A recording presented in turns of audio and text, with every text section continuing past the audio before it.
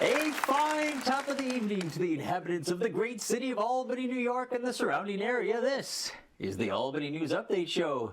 I am your irascible host, Jonathan Madden, and next to me, Brian McKenzie. Brian, how are you doing this evening?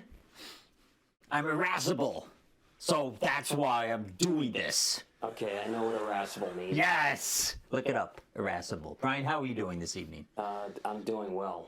Oh, And ooh, proper English. I'm doing good. thank you. I love grammar. Yes, and you love grammar. You ready to go? Ready to do this? Yes. I see your Pittsburgh Penguin out here, so, you know. Well, they're going to get eliminated, so I thought I'd wear this. Oh, yes. We haven't forgot about them. Gone but not forgotten. Let's go ahead and take a look at what's happened in and around the Albany area these past few weeks and have some fun. Albany's National Arena League football team has added a new part-time owner. Antonio Brown, the level-headed and stable-minded former NFL player, has purchased a stake in the Albany Empire football team. During the press conference to introduce Antonio and his fashionable sense of style, look at that jacket, he made a surprise announcement that he's renaming the team to the Albany Escorts. Albany. There's a little flamboyant there in the press conference. Interesting choice of. Knowing Antonio Brown, Albany Escorts is probably not too far-fledged. Oh man, I was subtly hinting. You was right for the jugular there. Okay, fellow Albanites, I've got a little gripe here. Check out these headlines from the past few weeks. CBS 6, police in Troy investigate daytime shots fired. News Channel 13, midday robbery at Albany Bank under investigation. Times Union, Albany police investigate midday gunfire at edge of Empire State Plaza. People of Albany and the surrounding area, can we please stick to the schedule and have these shootings and robberies after 10 p.m. like other cities? I want to be in bed, safe under the covers before the mayhem starts. Thank you very much. What is with the daytime stuff all of a sudden? This stuff is supposed to happen at night. Do you concur? I picture you shivering Yes. under your covers. You picture well. If you went through all the stories every day, there's a lot of things going on. Not good things either. It's a little bit. Don't laugh. It's not funny. This is all. Okay. Here we go. I know. That's exactly me. That's exactly me. All right. The Times Union reported a fire broke out at a new training facility and garage. Conveniently enough, the new training center and garage was located directly behind Rotterdam Fire District 2's firehouse. Apparently, the training facility was a one-time use deal. They skimped on the reusable fire training facility and just they didn't even spot it. A passerby drove by and called it in, so I don't even know if anybody was at the firehouse, but yay.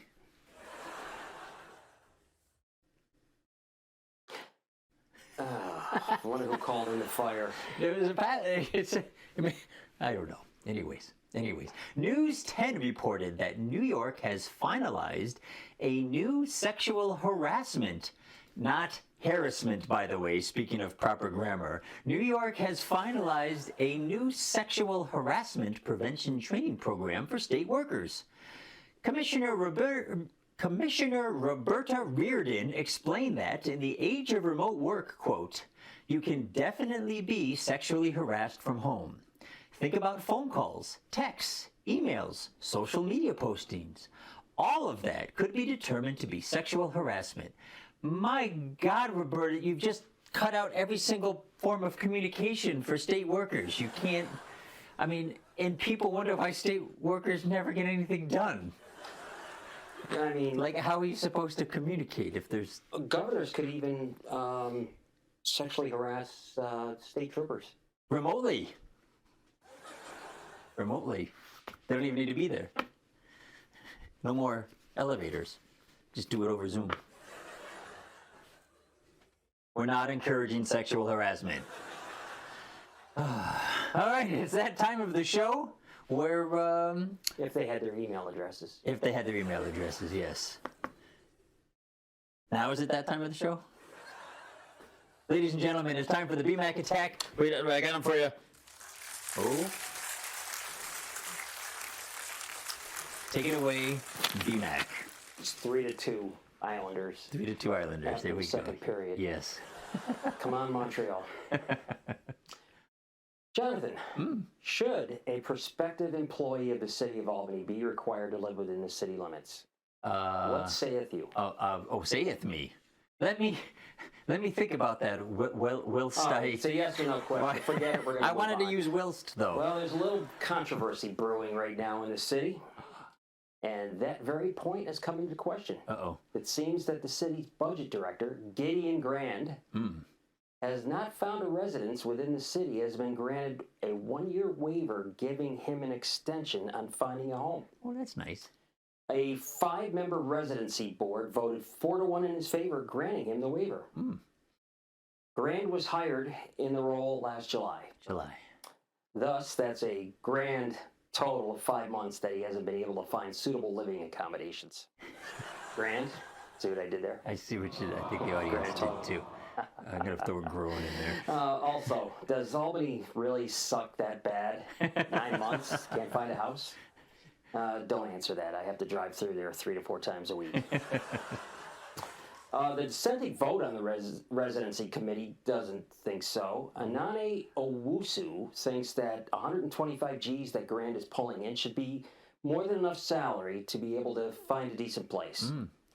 125K used to be pretty good bank back in the day, but lately with inflation, I'm not so sure. I think that Owusu is just angry that if he has to live in Albany, then damn it, Grand should get off his ass and get a place in Albany too. Fair is fair. Fair is fair. Where does Owusu live? I don't know. We probably shouldn't divulge that. Grand currently lives in Saratoga Springs. Saratoga, can I do it? Toga, toga, toga, toga.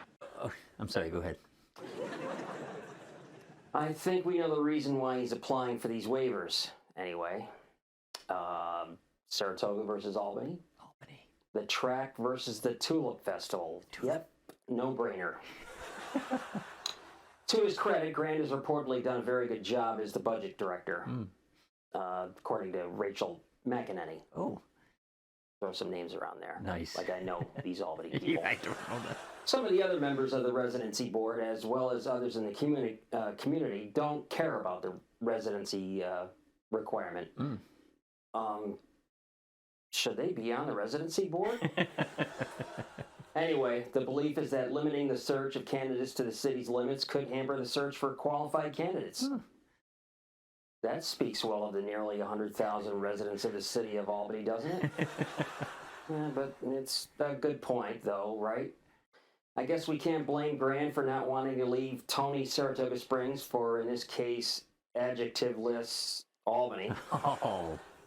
Gonna bust on Albany here. Come on.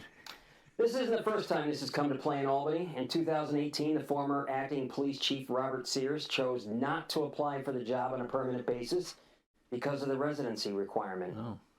Just last month, the city launched a big recruitment campaign to fill more than 200 vacancies in many of the city's departments. 200 vacancies? How in the heck are there 200 vacancies open across the city's departments? You can imagine the departments. Fire, police, water. Who needs water? It's not like the city needs any of these departments. Exactly. I just said that. This is my gig. I'm sorry. Go ahead. Of course I'm speculating there. That might not be true, those jobs in those departments. Okay.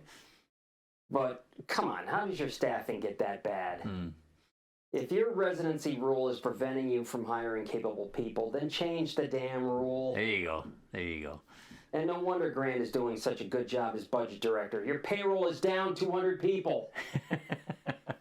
I could hire somebody off the street to do that. Except hiring off the street of Albany. Oh, no. Apparently, you can't hire anyone off the streets of Albany. Does anyone in Albany, when not involved in gunplay, want to work in the public sector? Did you see my story? They can't, because they can't do any of those things or the sexual harassment. I think we answered our own question. Maybe if they were night jobs. Maybe. They're all out there in the day. Oh, man. Albany.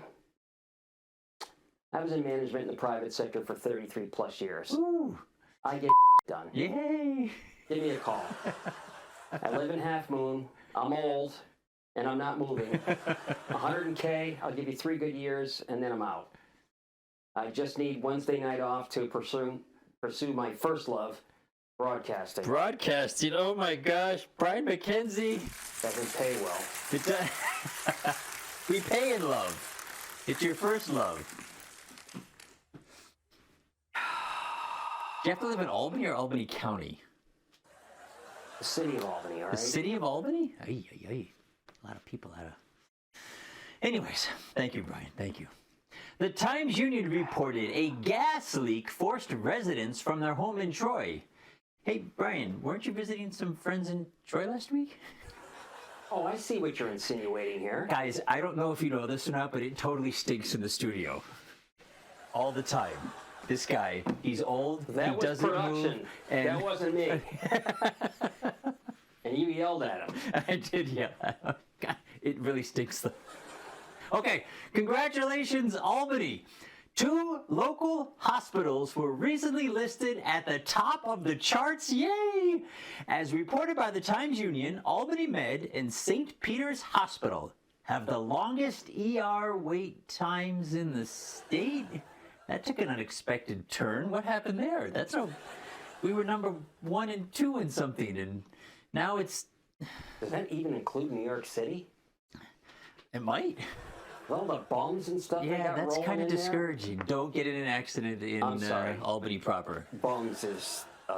Bums. What's a euphemism for bums? Displaced individuals?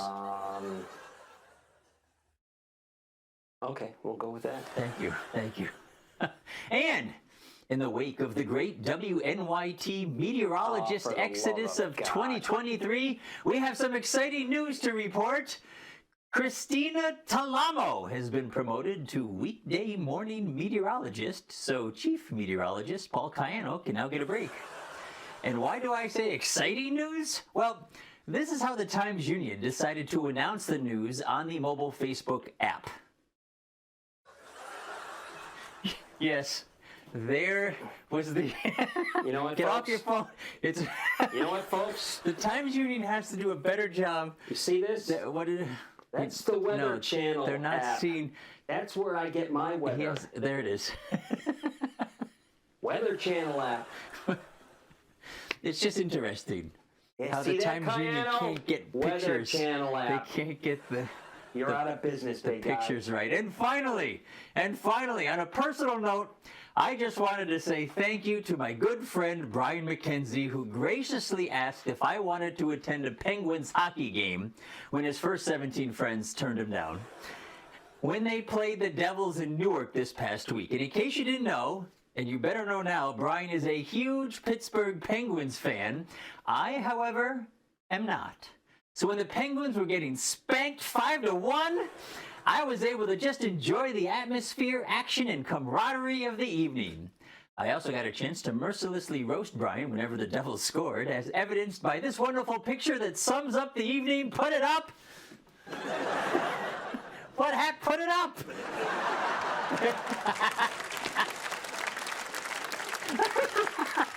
Look at that face. Okay, you can take it down now and get the real face. There it is. They got crushed. It was horrible. It was like watching the Pee Wee against the National Professional League game play. It was so much fun. And thank you for inviting me. I appreciate that very much. Did you have a good time? Yeah. I'm getting the silent treatment now. No, I did not. Listen, I'm not the Penguins. I don't suck. It's all your fault. Right there, the Penguins. The Penguins. Thank you. Oh, you're going to say something. I can't wait for our next endeavor together. Oh, we're going to do it again? No, that was sarcasm.